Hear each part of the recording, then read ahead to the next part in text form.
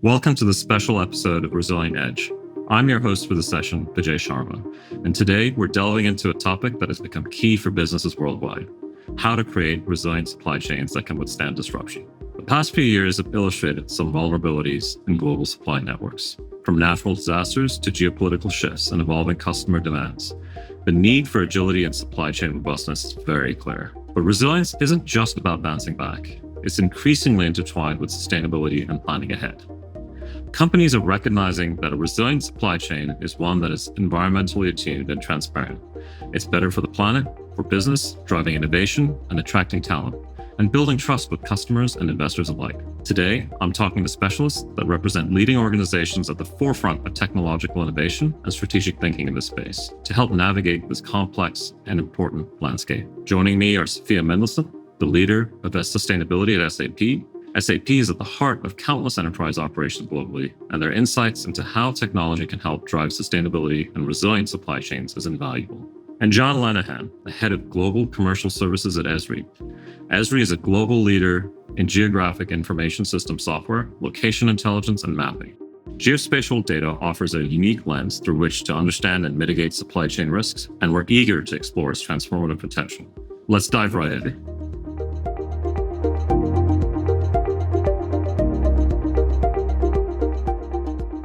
Let's start with the big picture here. Maybe, Sophia, if we can start with you. Sure.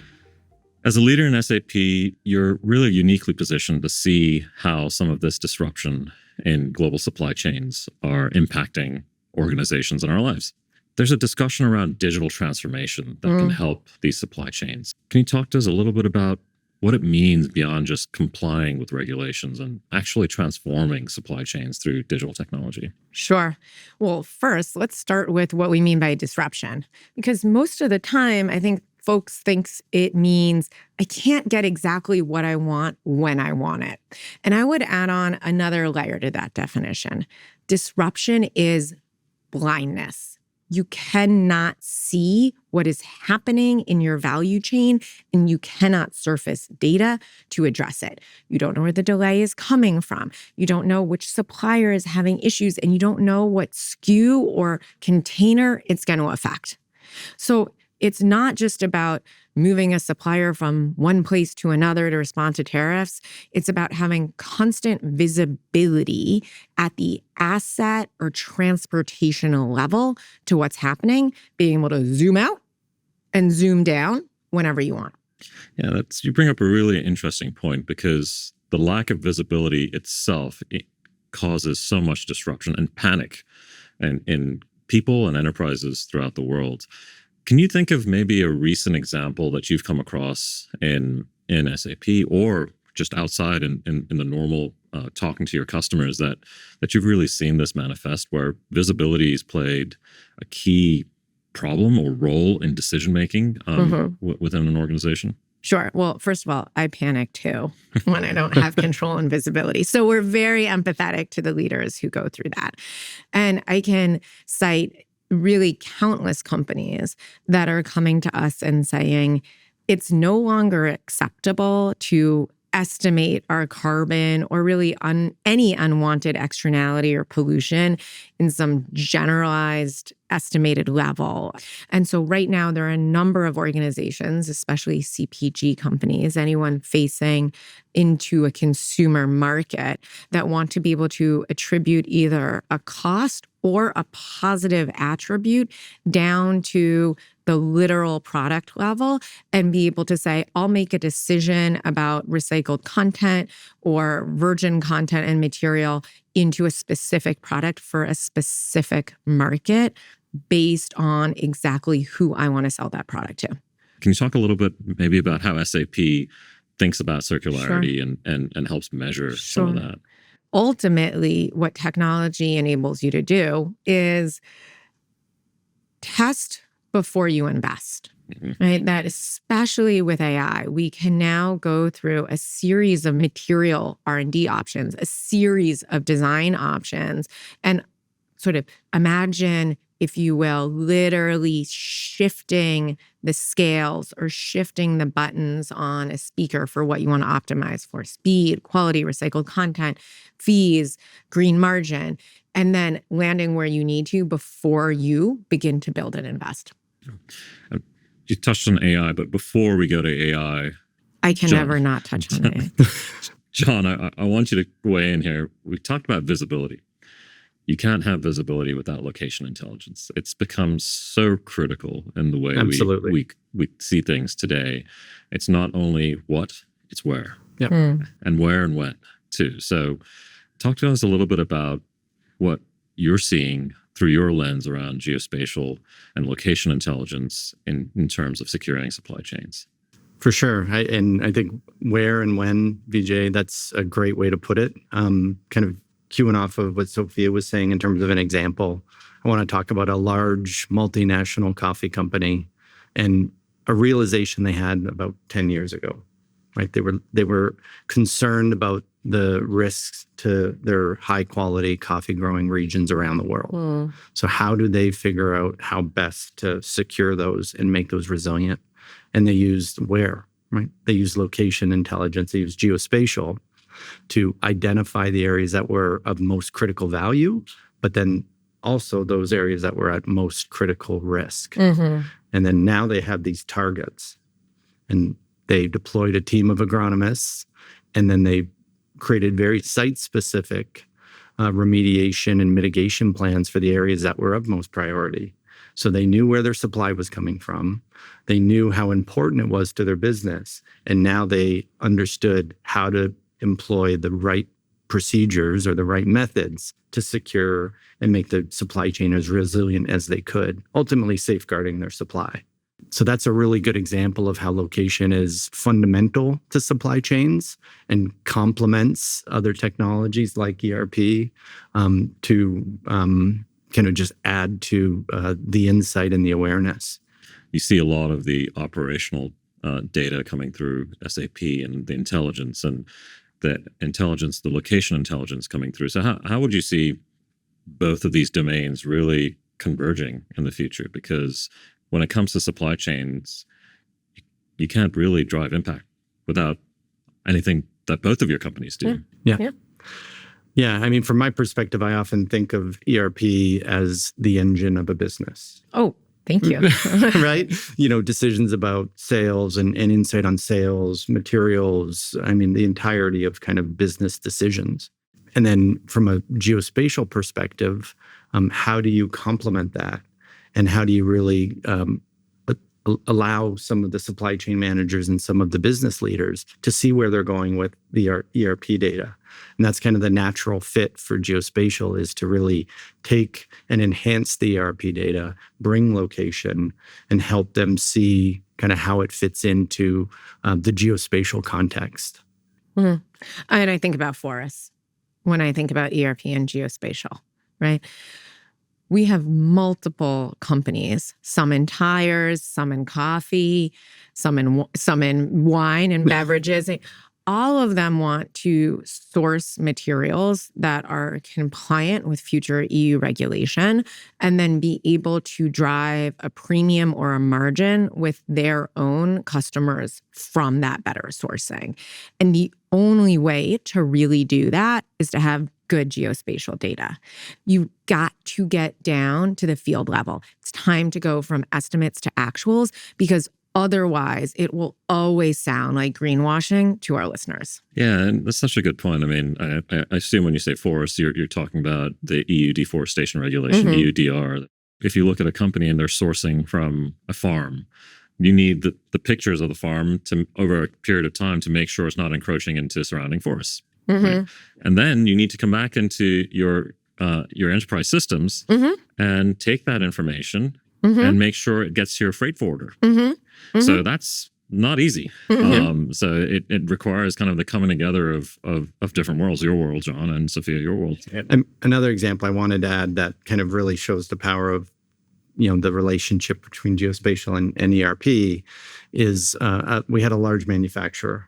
And they had a dependency on rubber to produce this one handbag they were making. And when they started to map and visualize where these suppliers were located, what they realized was that not only was their primary supplier in one specific region of Vietnam, but their secondary and their tertiary supplier were all in that same region.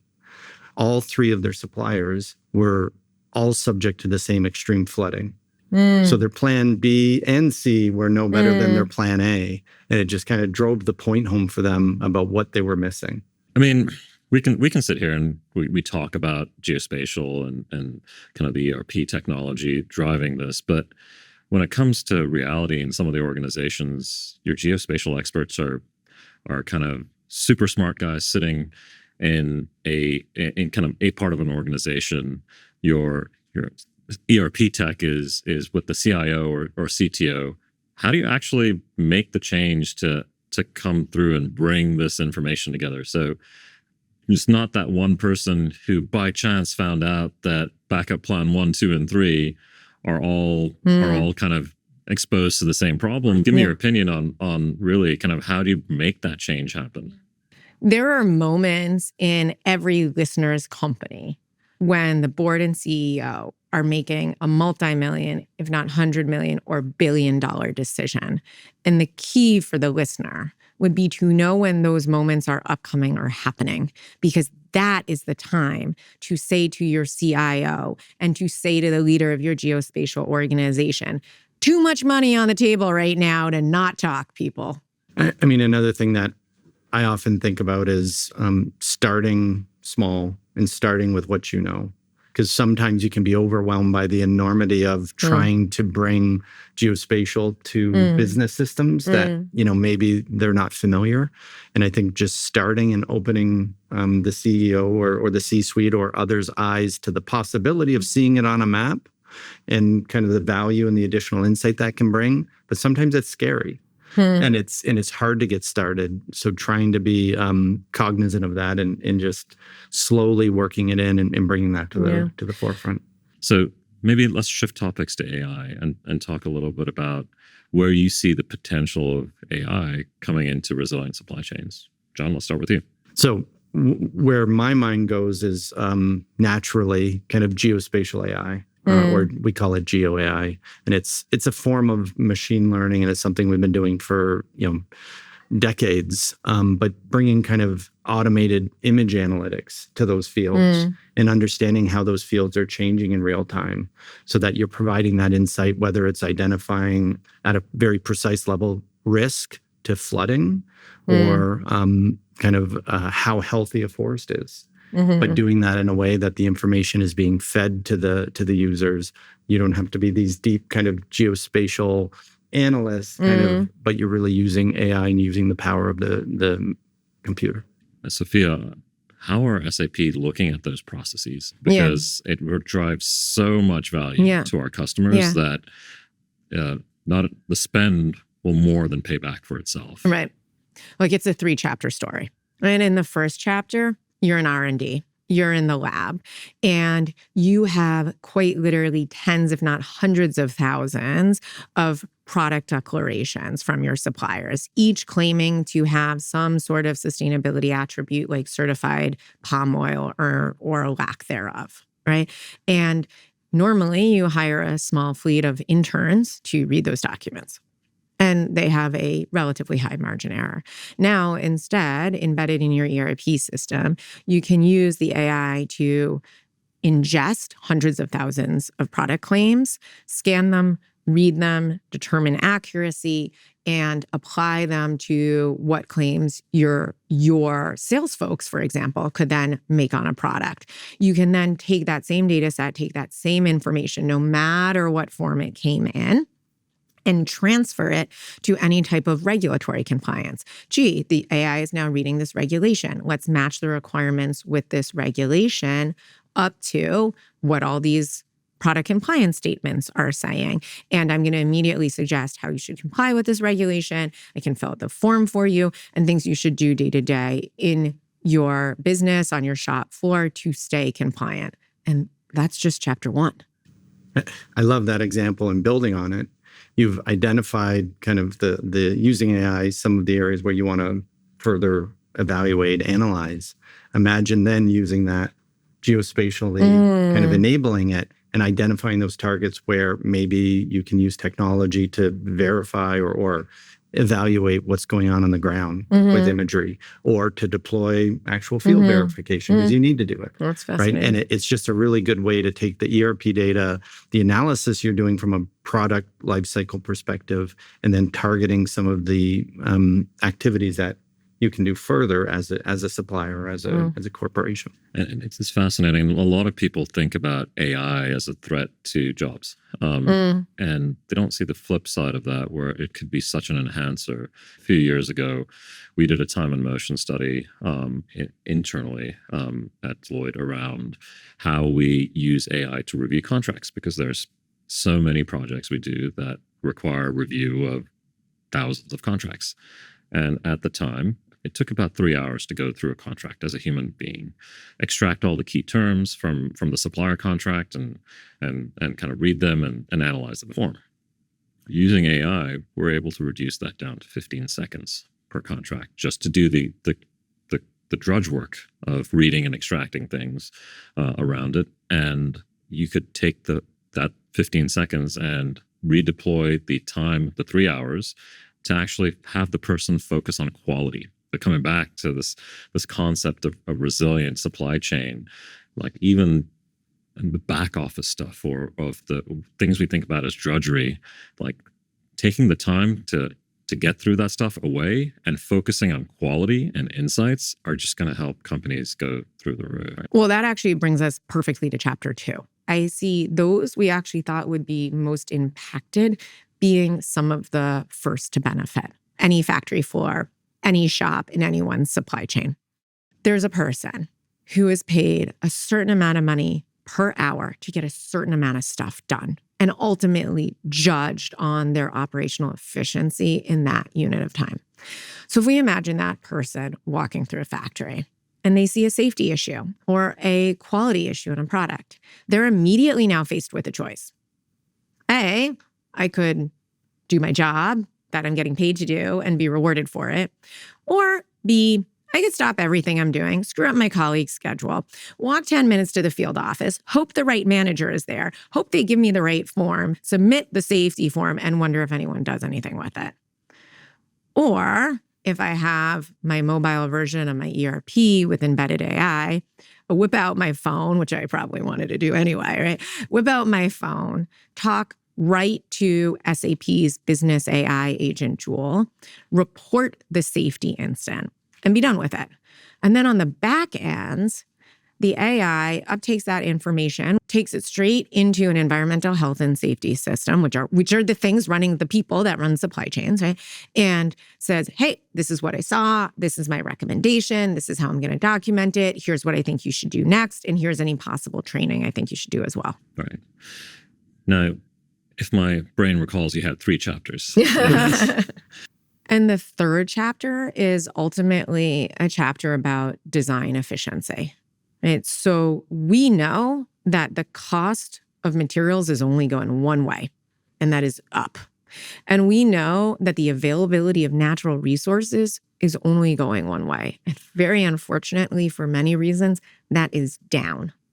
So there is a double imperative for a supply chain owner, a COO, to sit with their CPO and say, hey, we got to get with R&D and we got to ask them to use AI to do simulations on how we can design our products and maybe add additional services to make sure that these materials come back to us. And we can call it circular and we can call it responsible. We can call it closed loop, but ultimately we're going to call it control. This is the control economy. This is the verticalization we've seen in so many other parts of the supply chain that AI now enables. You find the right material, you design for it, you manufacture it differently, and you can use your data and technology and of course your ERP system to know who you sold what to, and then how to get it back in a reverse supply chain and ultimately bring it back into your planning and resourcing. Right. I mean, I love the examples you bring in because it really tells the story of sustainability in a more holistic way. It's not just about doing good, which it is, but it's also about sustainability and efficiency. Mm. Being sustainable ultimately is being more efficient, and Mhm. being more efficient will drive profits to companies and have more control of your own future and have more control of your supply chain. On AI, John, I'm going to ask you for one more example here. It's around the what if analysis, and I know at Esri you are focused a lot on digital twins and shipping lanes, for example, and helping a lot of your customers with what if something happened to a specific location. What are your alternates? Could you talk a little bit about that ability? It's almost a crystal ball that you're bringing to the table, bringing location and AI and enterprise data together. Yeah, absolutely. And I think to start with, right, digital twins, what does it really mean? It's creating a digital version of what you see in reality.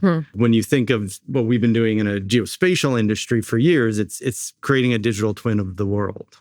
Wow, that is such a wonderful way to put right? And geospatial So not out. complicated at all. Again, Not coming back to compli- we're just replicating the world. We're replicating the world, and in doing that, really providing the opportunity for smart people, whether they're kind of managing the supply chain, to make decisions, like you said earlier, Sophia, testing out those decisions and validating in a digital world so that they can prove out that it's going to work, it's going to have the impact they hope for or not. In the case of the one customer you're referring to, which is a large kind of multinational financial institution, they were looking at how to model out the shipment of goods globally and disruptions to those goods at ports around the world, and what would be the downstream effect of disruptions at a given port should that on the affected nations. Really focused on small nations that might not have the same kind of resources at their disposal. So we built a digital twin that modeled all of the ports. It took data from the ERP and understood the shipments that were going from point A to point B everywhere. And then we were able to model out the flow of goods. And we were able to look at kind of the flow dynamics and create this simulation. If something happened in the North Atlantic that disrupted the shipment of goods for 7 days, let's say, what kind of impact would that have on economies around the world? God. Very interesting, And what very alternate powerful. ports would people have to use, and how would they have to scale up, and on and on and on. How could they redirect shipments to get to the end point in the same way? And all of that can be done in this digital reality or this digital twin version of the global shipping network. Right. Imagine if you could do that at home. If you don't make dinner tonight. So moving on a little bit around what should companies do in the short term? It's daunting. It's not something. So if you go through and say, I want to recreate my company online, or I want to recreate my life online, and do all the what if analysis, and it's really daunting. It's not something that everybody is going to take in one fell swoop. So what are 2 or 3 things that you would encourage companies and executives and people to do to start edging into that direction? Sophia, maybe we can start with you. Sure. Well, 2 problems we should all be aware of happening right now. The first is that this is a window of opportunity that is already starting to close. This is not an open door. AI and how we form and shape AI and how we train models, of course, will continue for many years into the unknown and foreseeable future. But now is the time to influence how that's going to be done. The second problem statement is the gap between the business user, which is you, dear listener, and the developers and the decision makers on AI is way too wide. So the call to action I would really implore our listeners to do is run, don't walk to your C-suite colleagues. Find out who is in charge of the application of investment to AI and ask to sit at the table with your technology providers, with me, and say, this is where I actually make or break my P&L. These are my risks. So let's not just chase minute efficiency and paperwork, which I actually happen to love and things and they adds up to billions of dollars. But let's make sure from the beginning we're including the right data sets around sustainable supply chains into the models using the same syntax. That's a fancy way of saying tagging all the data the same, so that when your CFO asks her margin agent, hey, where's the best place to sell this particular product? What's the market I can optimize for margin in? They actually get the right answer because they also have the supply chain and sustainability data. One thing I love about both your companies is you're making AI more accessible to people. So it's no longer the domain of a coder or a database administrator or a geospatial specialist, but you can go into both of your technologies and ask it to do what you just said. So kind of talk a little bit about how you're seeing that democratization of AI as it comes to resilient supply chains, because that's almost a game changer, right? That bringing that to the everyday person so that they can see the risks. Yeah, absolutely. And I think by leveraging AI and as you said, Vijay, democratizing the use of location intelligence, making it easy, asking simple questions of a map without having to know exactly how to press a series of buttons to perform a pretty complicated spatial process. That is the way that you bring kind of the spatial to the rest of the organization. And something Sophia said, two things. One was, I'm not putting words in your mouth, but the idea of bridging, kind of reaching across the table for different users, whether it's the programmers and the business users, but also seeing geospatial or location analysts at that table too, and using AI as a way to bridge that. And then the second point you made that I wanted to bring up is this all hinges on data. And we feel strongly and believe that AI is much more powerful when it knows where. So bringing where to all of the AI processes that are running the world and will be running the world even and more so moving forward, just gives it even more insight into terms of making those decisions and opening kind of opportunity. So, John, coming back to what you just said, that kind of is a great example of bringing AI to life and using it in supply chain. So, using that technology, what would you advise companies and people to do to make supply chains more resilient? Well, the first thing is start small and begin kind of mapping and visualizing what you know. You have all this data in your systems. You have the opportunity, and building a digital twin, doing this advanced kind of analytics and predictive analytics requires you to kind of have that base. One of our organizations that we work a lot with, we were amazed to find they're a Fortune 500, that they had 15 different ways to capture addresses. And all the addresses were different. No. So there was no way they could actually get a holistic picture, a holistic map of their essentially their business. So first thing is capture and map and visualize the base of what you know. But then you have to build those connections.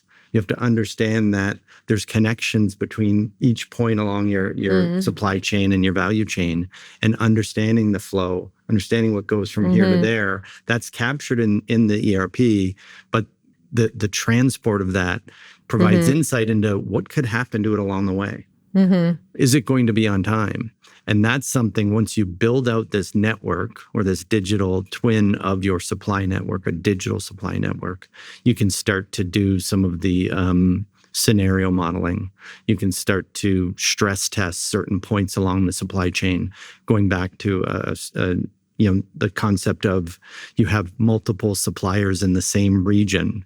How do you identify that and de-risk one supplier by looking at how can you distribute your supply sources? So start with maybe your most critical part of your supply chain or product chain, and figure out, like, just map that, and start there, and then you see the value and build and build. And build. And you're going to learn from it, and you're going to get buy-in, and people are going to say, why can't we see this across all of our product lines?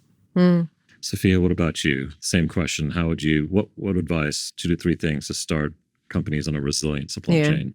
So I'd say 2-step game plan. The first is connect, and the second is distribute.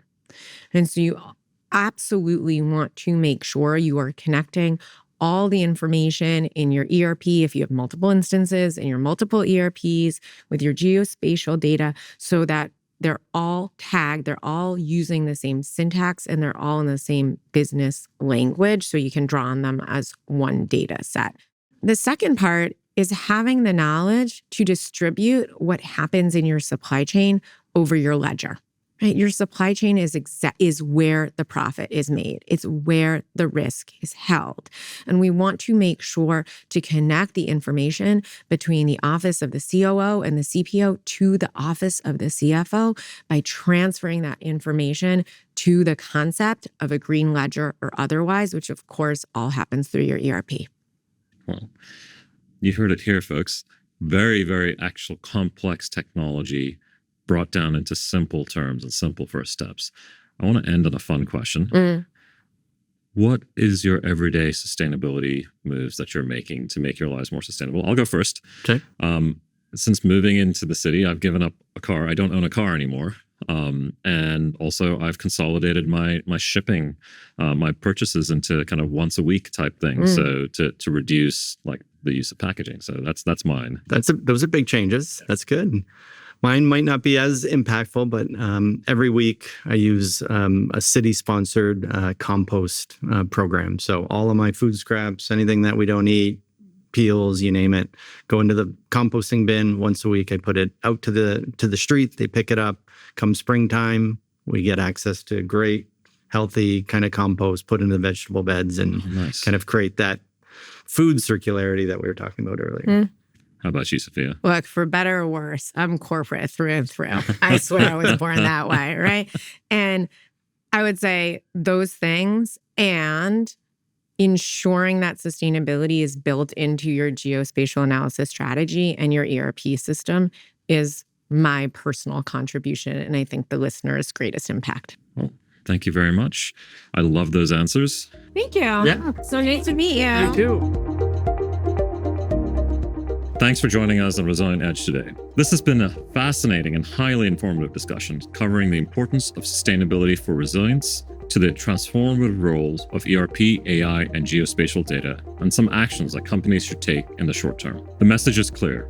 Resilient supply chains are sustainable supply chains. I'm Vijay Sharma, special host of Resilient Edge, a business vitality podcast paid and presented by Deloitte and produced for Deloitte by BBC Storyworks Commercial Productions. Thanks so much for listening. We'd appreciate a review on your podcast app. Bye for now.